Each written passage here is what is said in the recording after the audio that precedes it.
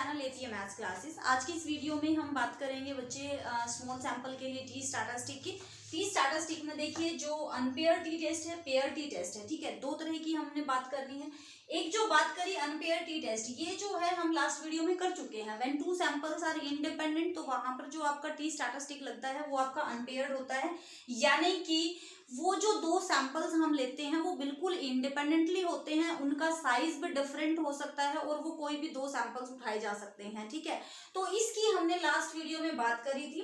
When two samples are independent then unpaired T test हम लगाएंगे और टी की वैल्यू वहां पर ये हमने निकाली थी। क्वेश्चंस भी हमने इसके किए हैं लास्ट वीडियो में। आज की इस वीडियो में देखिए एक तो पेयर टी टेस्ट के बारे में बात करेंगे, एक आपका to test the significance of correlation coefficient. ये दो टेस्ट आपके इंपॉर्टेंट रहते हैं स्मॉल सैंपल में। दूसरी बात करेंगे हम वेरिएंस रेशियो और एफ टेस्ट की। ये एक छोटा सा टेस्ट है जो कि ये हमारा रहता है सिलेबस में अभी। तो इसके बाद हमारा सैंपल जो स्मॉल सैंपल के लिए टेस्टिंग ऑफ हाइपोथेसिस है वो फिनिश हो जाएगा, ठीक है। तो चलिए वीडियो स्टार्ट करते हैं। पेयर टी टेस्ट के लिए बच्चे क्या होता है कि when two samples are dependent हो जब दो सैंपल्स, तो हम जो है या फिर क्या होगा इसके अंदर टू सैंपल्स का साइज इक्वल हो सकता है, ठीक है। या तो साइज इक्वल होगा या फिर वो दो सैंपल्स जो होंगे हमारे वो जो है क्या होंगे, डिपेंडेंट होंगे एक दूसरे पे। यानी कि देखिए अगर आप क्या करते हैं, बच्चों का कोई टेस्ट लेते हैं, अगर आपकी क्लास के किसी बच्चे का नहीं, आपकी क्लास के अगर सभी बच्चों का टेस्ट लिया जाए, एक टेस्ट हमने उठाया वहां पर, ठीक है। बच्चों के नंबर जो है वहां पर नोट कर लिए गए हैं कि कुछ नंबर्स इस तरह से आए हैं, कुछ बच्चों के मार्क्स जो है नोट कर लिए गए हैं। उसके बाद क्या हुआ कि आप लोगों को कोई स्पेशल कोचिंग दी गई और उसके बाद आप लोगों का फिर से टेस्ट लिया गया और वो वहां पर जो है फिर से मार्क्स आपके जो है नोट कर लिए गए हैं।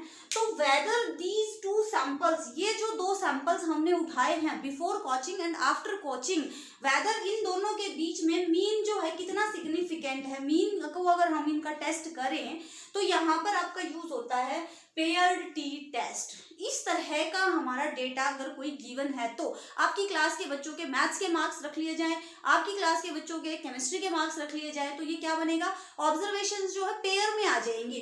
कि अगर आपकी क्लास का एक बच्चा लिखा, हमने रोल नंबर 1 लिखा और उसके जो है मैथमेटिक्स के मार्क्स लिखे अगर x से और केमिस्ट्री के मार्क्स अगर मैं y से डिनोट कर रही हूँ रोल नंबर 1 के, ऐसे ही रोल नंबर 2 के मार्क्स आ गए यहाँ पर x1 y1, ये अगर x2 y2, तो ये क्या हो रहा है, जो ऑब्जर्वेशंस है ना वो पेयर में आनी शुरू हो जाती है ना। तो इस तरह का कोई सैंपल उठा के आपने जो उस पर टेस्ट ऑफ सिग्निफिकेंस अगर चेक करना है मीन के बारे में, तो यहाँ पर आपका पेयर्ड टी स्टैटिस्टिक यूज होगा if n is less then 30। अगर आपका सैंपल साइज, अगर आपकी क्लास में बच्चे 30 बच्चों का ही सिर्फ उठाया गया है, यहाँ पर 30 से कम बच्चों का, तो और क्योंकि वो सेम भी है, क्योंकि आपकी क्लास के जितने भी बच्चे लिए गए उन सभी बच्चों के मैथ्स के और केमिस्ट्री के सभी बच्चों के मार्क्स होंगे, तो वो सैंपल साइज भी जो है आपका सेम होगा और डिपेंडेंट रहेंगे दोनों सैंपल्स एक दूसरे पे।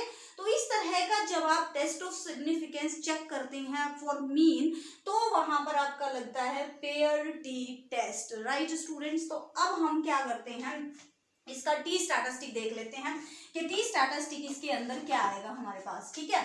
तो टी स्टैटिस्टिक आप नोट करेंगे यहाँ पर t is equal to D bar, D की वैल्यू क्या है यहाँ पर, d इज इक्वल टू है xi माइनस yi, जो भी ऑब्जर्वेशंस है उनका डिफरेंस है यहाँ पर xi माइनस yi। x और y क्या है आपकी ऑब्जर्वेशंस हैं। तो d बार का मोड लिया आपने, d की वैल्यू लिखी है, मैंने d बार नहीं लिखा, d bar is equal to sigma di, जो भी ये di आएगा उसका आपने सिग्मा कर देना है, डिवाइडेड बाय n कर देना है, तो d बार आ जाएगा, d bar divided by s divided by under the root n, ठीक है।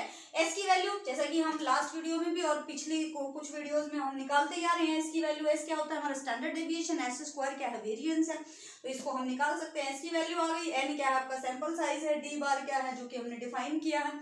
जैसे ये वैल्यूज आ जाएंगी, t आपका जो स्टैटिस्टिक है वो निकल के आ जाएगा।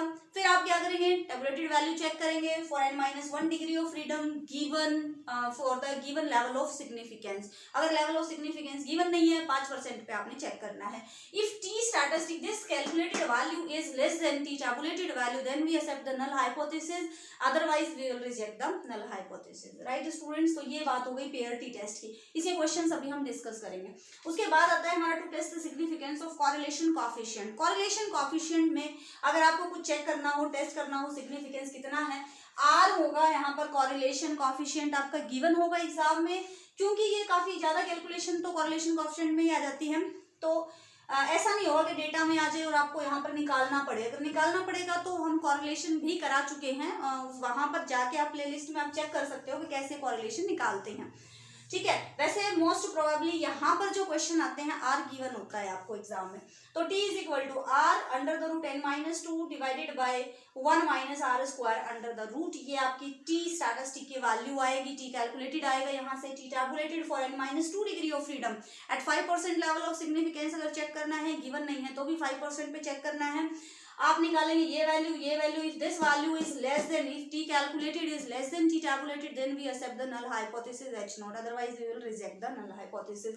नाउ द वेरिएंस रेशियो और एफ टेस्ट में क्या होता है, एफ की वैल्यू अगर मैं स्टैटिस्टिक की बात करें, यहाँ पर एफ स्टैटिस्टिक यूज करते हैं, that is equal to S1 square upon S2 square या फिर S2 square upon S1 square. ये क्यों होता है कि न्यूमरेटर में आपकी बड़ी वैल्यू होनी चाहिए, ध्यान रखें, न्यूमरेटर में बड़ी वैल्यू होगी, f is always greater than 1 और f is always greater than 1, वो 1 जब होगा जब आपकी न्यूमरेटर में बड़ी वैल्यू होगी। अकॉर्डिंगली आप दोनों की वैल्यूज रख देंगे, या तो ये आएगा f या ये आएगा, ये अकॉर्डिंगली किसके आएगा, जब S1 की वैल्यू बड़ी है तो आप ये ऊपर वैल्यू S1 रखेंगे न्यूमरेटर में, if S2 is greater than S1 then S2 की वैल्यू आप ऊपर रखेंगे, तो f आ गया आपके पास। तो इस केस में आप लिखते हैं f हैज n1 माइनस 1, इसका जो भी सैंपल साइज है n1 first sample size, n2 क्या है सेकंड सैंपल साइज, तो n1 माइनस 1 ये जो है ऊपर वाले की सैंपल की डिग्री आती है यहाँ पर n1 माइनस 1, जैसे कि ये लिखा तो n2 माइनस 1 और n1 minus 1 degree of freedom पे आप f को चेक करेंगे। तो ये वर्टिकल, ये आपका यहाँ पर जब आप f की टेबल देखेंगे ना, यहाँ पर आपका v1 होता है और यहाँ पर आपका v2 होता है, ठीक है। तो आप अकॉर्डिंगली जैसे ही इसने यहाँ पर बोला n माइनस 1 n माइनस 2, तो ये v1 ये v2 होता है आपका, ठीक है। तो v1 पे आप चेक करेंगे और फिर v1 पे v2 पे, तो ये इंटरसेक्शन पॉइंट जो भी आएगा आपकी f टेबुलेटेड वैल्यू आ जाएगी। टेबल वैल्यू मैं डिस्क्रिप्शन में आपको डाल दूंगी या तो, ठीक है, या फिर आपके ग्रुप पे शेयर कर दूंगी। तो ये आपका S1 की वैल्यू आप निकाल सकते हैं इजीली, S1 का वही हमारा बार बार फॉर्मूला आ रहा है, S1 की वैल्यू S2 की वैल्यू जैसे ही आ जाएंगी तो f आ जाएगा। f calculated is less than f tabulated, then we accept the null hypothesis, वही रूल चल रहे हैं बार बार, सिर्फ और सिर्फ आपको ये टी स्टैटिस्टिक, ये स्टैटिस्टिक आपको याद रखना है और कहाँ कौन सा रूल लगेगा ये आपने याद रखना है, ठीक है। तो उसका तरीका एक ही है कि सारे रूल्स को एक जगह लिखिए, सारे टी स्टैटिस्टिक को एक जगह लिखिए, उनको डिफरेंशिएट करिए किस में क्या लगाना है और किस में क्या फॉर्मूला है हमारे पास, राइट स्टूडेंट्स। तो आज ये कुछ क्वेश्चंस कर लेते हैं।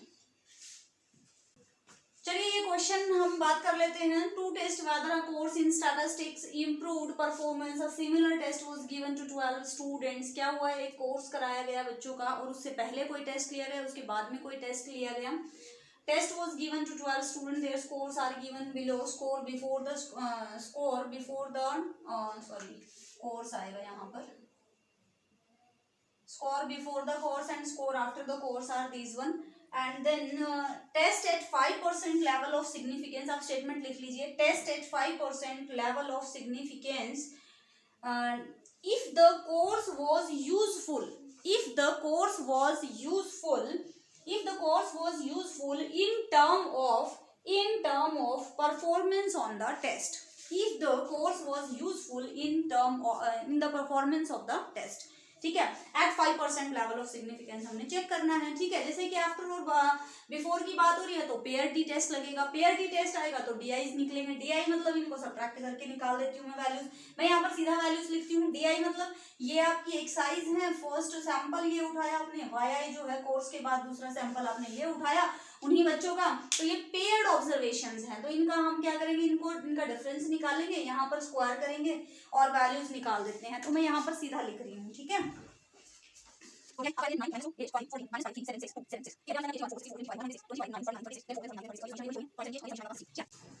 तो ये वैल्यूज मैंने डायरेक्ट लिख दी है यहाँ पर, और ये जो है थोड़ा सा ऊपर नीचे हो गई, अब अपनी नोटबुक में अच्छे से लिख लेंगे। तो ये डी स्क्वायर का समीशन आया 578, ये आपका डी आई की वैल्यू, डी का आई का जो समीशन आया है वो 60 आया है। नाउ टी स्टैटिस्टिक, जैसे कि हमें टी स्टैटिस्टिक पता ही है, टी इज इक्वल टू क्या आता है, डी बार डिवाइडेड बाय, हाँ जी, divided by D bar is divided by S upon under the root N. तो इस एस की वैल्यू और निकाल लेते हैं, S is equal to 1 upon N minus 1 sigma D I का स्क्वायर माइनस सिग्मा डी का whole square divided by N, ठीक है।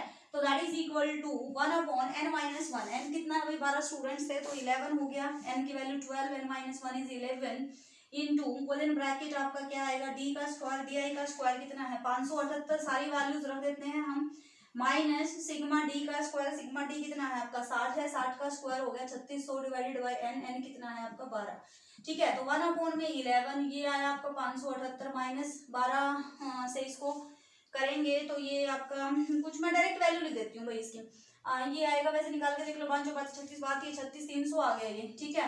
300 से सब्ट्रैक्ट करेंगे और 11 से इसको डिवाइड करेंगे तो मैं इसकी डायरेक्ट वैल्यू लिख देती हूँ 25.27, आप कैलकुलेटर से निकालेंगे 25.27, ये किसकी वैल्यू आई है एस स्क्वायर की वैल्यू होती है ये, S is equal to 5 point something आएगी, एस की वैल्यू आई 5.026, ठीक है। 5 की एस की वैल्यू आ जाएगी 5.026, ठीक है जी। एस की वैल्यू आ गई आपके पास, डी बार और निकाल लो भाई, डी बार की वैल्यू क्या आएगी sigma D I divided by N, ठीक है। तो सिग्मा डी आई कितना है 60 divided by 12 that is equal to 5, तो डी बार की वैल्यू 5, सारी वैल्यूज आ गई, रख दो।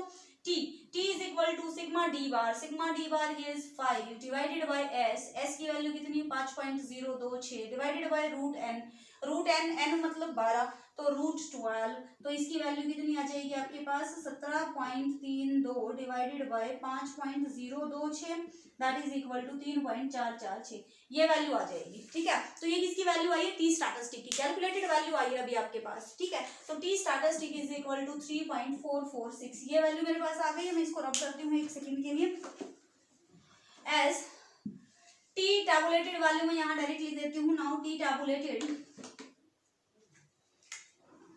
T at 0.05 for n-1 यानी कि 11 degree of freedom is 2.20, which therefore T calculated is greater than T tabulated यानी कि 0.05, ठीक है। ये कैलकुलेटेड के लिए यूज किया मैंने और ये टैबुलेटेड के लिए, since this is greater than this one therefore H0 is rejected, H0 is rejected। वैसे हमने इसमें किया नहीं क्योंकि बहुत सारे क्वेश्चन कर लिए हैं, तो ये अंडरस्टूड है कि एच नोट क्या लेना है, हमने यहाँ पर डिफाइन नहीं किया। वैसे सबसे पहला काम है कि आपने null hypothesis H not define करनी है। एच नोट यहाँ पर आपने क्या डिफाइन करनी है, एच नोट यहाँ पर सबसे पहले आप डिफाइन करेंगे, यहाँ पर एच नोट सबसे पहले एच नोट क्या डिफाइन करते हैं, there is no improvement, there is, क्योंकि हमने मान के चलते हैं कि कोई डिफरेंस नहीं है, तो डिफरेंस नहीं है का क्या मतलब है, यहाँ पर बिफोर कोर्स आपके स्कोर हैं और आफ्टर कोर्स आपके स्कोर हैं, तो इन दोनों में कोई डिफरेंस नहीं। इसका क्या मतलब है कि there is no improvement of the course, यानी कि देयर इज नो इम्प्रूवमेंट, यानी तो there is no improvement, there is no improvement, there is no improvement in the performance, तो इस तरह से आप लिख सकते हैं in the performance after the test, after the course कर दो, आफ्टर द कोर्स कर सकते हो, ठीक है। तो there is no improvement after the course, no improvement in the performance after the course, तो ये हम मान के चले थे। एच नोट रिजेक्ट होने का क्या मतलब है, ये रिजेक्ट हो गई यानी कि देयर इज अ इम्प्रूवमेंट, तो यहाँ पर लिख देंगे H note is rejected, hence there is a improvement in the performance, ठीक है। लिख सकते हो, कर सकते हो आसानी से, ठीक है। तो पेयर्ड को समझें, जब ऑब्जर्वेशन पेयर में गिवन होंगी तो आपको पेयर टी टेस्ट लगाना है और दैट इज दिस वन, ठीक है। आगे बढ़ जाते हैं भाई, एक क्वेश्चन करते हैं कोरिलेशन के लिए। आ जाइए, क्वेश्चन है आपके पास, a random sample of 15 pairs of observation from a normal population gives r is equal to -0.5 is it likely that the variables in the population are uncorrelated? तो let the null hypothesis मान लेते हैं, let the hypothesis that let H naught, the null hypothesis is that the variables are uncorrelated, the variables are, there is no correlation, H naught जैसा कि हम बात करते आ रहे हैं, तो H naught क्या मानेंगे, the variables are uncorrelated यानी कि there is no correlation between the two variables, ठीक है जी। H नोट लिया हमने, अब कोरिलेशन की बात हो रही है, टी स्टैटिस्टिक आएगा, t statistic is equal to क्या लिखा था हमने, r into under the root n-2 divided by under the root 1 - r square, अब यहाँ पर n की वैल्यू क्या है, n is equal to 15, r is equal to minus 0.5 रख दो, that is equal to minus 0.5 under the root n minus 2 that is 13 divided by under the root 1 minus r square means 0.25। ठीक है, तो ये value जैसे ही हम इसको calculate करेंगे मेरे बच्चे, ये वैल्यू आ जाएगी आपकी minus 2.08। T mod, mod value लेंगे आप 2.08, टी मोड की वैल्यू आ गई भाई 2.08। ये काम खत्म। Now degree of freedom, degree of freedom n minus 2 रहेगी यहाँ पर, n की वैल्यू 15, 15 माइनस 2 इज इक्वल टू 13 आ जाएगा। ठीक है, डिग्री ऑफ फ्रीडम ये कुछ गिवन है नहीं, गिवन है। लेवल ऑफ सिग्निफिकेंस गिवन नहीं है ना, तो at 5% level of significance, at 5% level of significance, level of significance t 0.05 t tabulated is equal to, मैं डायरेक्ट वैल्यू लिख देती हूँ यहाँ पर, आप टेबल में देखेंगे 2.16 ये गिवन है आपको। ठीक है, या तो टेबल में मिलेगी या फिर आपको क्वेश्चन में गिवन होगी। Now t calculated is this one, t tabulated is this one. Now since t calculated is less than t tabulated, t calculated is less than t tabulated, therefore v h naught is accepted। h naught क्या हो जाएगी, accept हो जाएगी। Accept होने का मतलब there is no correlation between the two variables. जिस 15 pair observation normal population से उठाए गए हैं, जो सैंपल उठाया गया है, जो 2 सैंपल्स उठाए हैं उनका कोरिलेशन अगर ये है तो वो कहता है कि आप ये चेक करिए कि वो जो 2 सैंपल उठाए हैं वो कोरिलेटेड हैं या नहीं है एक दूसरे से। तो एच नोट मान लिया हमने कि there is no correlation between the two variables. T statistic निकाला, टी कैलकुलेटेड वैल्यू आ गई, t tabulated value is calculated is less than tabulated, तो एच नोट एक्सेप्ट हो जाएगी। एक्सेप्ट होने का मतलब द वेरिएबल्स आर अनकोरिलेटेड, कोई कोरिलेशन है ही नहीं उनके बीच में। ठीक है, राइट। तो इस तरह से आप निकालेंगे, बहुत छोटे छोटे क्वेश्चन होते हैं इसके कोरिलेशन वाले के। ठीक है, तो बहुत आसानी से निकल जाएंगे। अब एफ टेस्ट का एक क्वेश्चन और कर लेते हैं ताकि स्मॉल सैंपल के लिए टेस्टिंग ऑफ हाइपोथेसिस हमारी खत्म हो जाए। ठीक है, क्वेश्चन उठाया भाई, the time taken by the workers in performing a job by method 1 and method 2 is given below. ये मेथड 1 ये मेथड 2 परफॉर्मेंस उनकी गिवन है मेथड 1 और मेथड 2 से। Do the data show that the variance of the time distribution from population from which these samples are drawn do not differ significantly? क्या ये जो variances हैं, ये जो 2 डेटाज हैं उनका, यानी कि वेरिएंस का नाम आ गया ना, तो टू टेस्ट द वेरिएंस यानी कि एफ टेस्ट जाएगा। ठीक है, तो वेरिएंस नाम आ गया तो एफ टेस्ट जाना है, हमने एफ टेस्ट पे जाना है। तो हमें पता है एफ की वैल्यू क्या होगी यहाँ पर, या तो आपके पास होगी S1 का स्क्वायर डिवाइडेड बाय S2 का स्क्वायर, थोड़ा सा राइटिंग को एडजस्ट करें या फिर होगा आपका S2 का स्क्वायर डिवाइडेड बाय S1 का स्क्वायर। अकॉर्डिंगली अगर S1 ग्रेटर देन S2 है तो ऊपर न्यूमरेटर में आपका S1 आएगा, S2 ग्रेटर है तो ऊपर S2 आएगा। तो इनकी तरफ जाते हैं तो हमें क्या चाहिए, सबसे पहले मीन चाहिएगा हमें। तो मीन चाहिएगा तो देखिए इसके अंदर क्या किया इसने, 2 2 4 5 2 2 4 2 6 सैंपल उठाया है फर्स्ट में, और दूसरे में जो है 7 उठा लिए हैं। कोई दिक्कत नहीं है, N1 की वैल्यू आपकी 6 है और N2 की वैल्यू आपकी 7 है, कोई प्रॉब्लम नहीं है। इसका समीशन मैं लिख देती हूँ यहाँ पर। अच्छा, ये स्टेटमेंट अगर आपने लिख ली हो तो मैं इसको इरेज कर दूँ। Do the data show that the variances of time distribution from population from which these samples are drawn do not differ significantly. इसको एक बार वीडियो को पॉज करके एक बार स्टेटमेंट लिख लो ताकि हम आगे चलें। इसको मैं इरेज कर दूँ, ठीक है, तो मैं इसको इरेज कर देती हूँ। कहाँ गया मार्कर, यहाँ आ जाते हैं भाई। अब तो एच नोट आप डिफाइन करेंगे, पहले हम टेबल में कैलकुलेशंस कर लेते हैं फिर एच नोट को डिफाइन करते हैं। तो इसकी जो समीशन है मेरे बच्चे ये आएगा आपका 134। इसका जब समीशन करोगे आप ऐड करोगे इनको तो ये आएगा आपका 241। तो अब मैंने क्या करना है, एक्स बार निकालना है। एक्स बार की वैल्यू क्या आएगी, X I summation X I divided by N1। X I का समीशन कितना है 134 डिवाइडेड बाई कितना है 2 2 4 और 2 6 से इसको डिवाइड किया तो एक्स बार की वैल्यू आई हमारे पास 81 एक्स बार की वैल्यू आएगी आपके पास, इसको डिवाइड करोगे तो 22.3। ऐसे ही वाई बार की जो वैल्यू आएगी ना, y bar is equal to sigma Y i divided by N2 यानी कि 241 डिवाइडेड बाई 7, और यू कैन से इसकी जो वैल्यू आएगी ना 34.4 आएगी। तो आप सब्ट्रैक्ट कर लेते हैं एक्स आई माइनस एक्स बार, ठीक है, और फिर x I minus X bar का स्क्वायर कर लेंगे, यहाँ पर वाई आई माइनस वाई बार और यहाँ पर Y I minus Y bar का होल स्क्वायर। तो मेरे बच्चे मैं ये इस टेबल को कंप्लीट कर देती हूँ फटाफट से, ठीक है। आप अपनी नोटबुक में इसको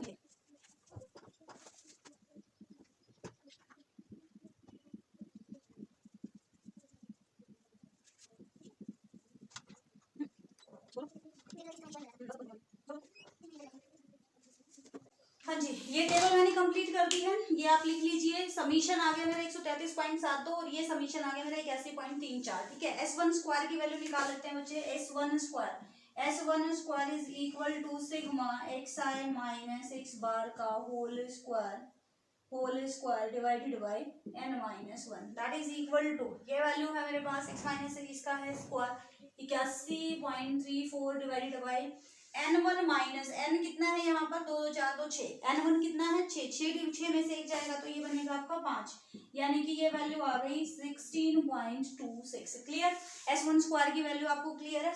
S2 स्क्वायर निकाला है, ऐसे ही S2 square is equal to sigma Y I minus Y bar का whole square divided by n2 minus 1, क्योंकि ये फर्स्ट सैंपल की बात करते हैं S1 में तो फर्स्ट सैंपल साइज उठाएंगे, S2 में सेकंड सैंपल की बात करते हैं तो सेकंड सैंपल साइज उठाएंगे। तो दैट इज इक्वल टू, ये आपका बनेगा, मैं सीधा सीधा वैल्यू लिखती हूँ यहाँ पर 22.29, ठीक है। अब हम अल्टरनेट हाइपोथेसिस और नल हाइपोथेसिस अपनी यहाँ पर डिफाइन करते हैं। तो define the null hypothesis H naught लिखें। H नोट की वैल्यू क्या लिख देते हैं, let the null hypothesis H naught. H naught में क्या कहा उसने, वेरिएंसेस हमने चेक करने हैं ना। H नोट में क्या करना है हमने, चेक क्या करना है हमने, टेस्ट फॉर वेरिएंसेस। तो टेस्ट फॉर वेरिएंसेस तो H नोट लिख लो यहाँ पर, H naught is equal to sigma 1 square is equal to sigma 2 square, that is there is no significance difference between the two variances. इसका क्या मतलब है, there is no significance difference between the two variances, लिख लेना ये line भी। Now alternate hypothesis H1 जैसा कि हमें पता है बिल्कुल अपोजिट होती है, sigma 1 square is not equal to sigma 2 square, ठीक है। तो ये हमने चेक कर दिया। नाउ द एफ टेस्ट लगाते हैं। एफ इज इक्वल टू, वही बड़ी वैल्यू कौन सी है, S2 है, तो S2 का स्क्वायर डिवाइडेड बाय S1 का स्क्वायर, तो यानी कि 22.29 डिवाइडेड बाय 16.26, तो इसकी वैल्यू आ जाएगी मेरे बच्चे 1.37, ठीक है। तो एफ टेस्ट के लिए यहाँ पर अगर मैं आप टेबल देखेंगे ना तो यहाँ पर आपको V1 मिलेगा और यहाँ पर आपको V2 मिलेगा। तो V1 यहाँ पर क्योंकि आपने S2 पहले लिया है तो ये N2 माइनस 1 आपका पहले आएगा, यानी कि 2 2 4 2 6 और एक साथ 7 है, 7 माइनस 1, यानी कि जो डिग्री ऑफ फ्रीडम रहेगी F की वो रहेगी आपके 6,5 पे 5% लेवल ऑफ सिग्निफिकेंस वाली जब आप टेबल चेक करेंगे तो 6 इधर जाएंगे, 5 इधर जाएंगे, 5 और 6 का जो इंटरसेक्शन पॉइंट आएगा मेरे बच्चे टेबल में वो आपकी एफ की टेबुलेटेड वैल्यू आएगी। तो यहाँ पर मैं डायरेक्ट लिख देती हूँ, नाउ द एफ दिया नहीं इन्होंने, मैं देख के लिख देती हूँ, वहां से टेबल से देख के लिख लेते हैं। एफ की वैल्यू है आपके पास 0.5% पे, V1 है आपका 6 और ये है आपका 5, 6 और 5 पे है भाई 4.95।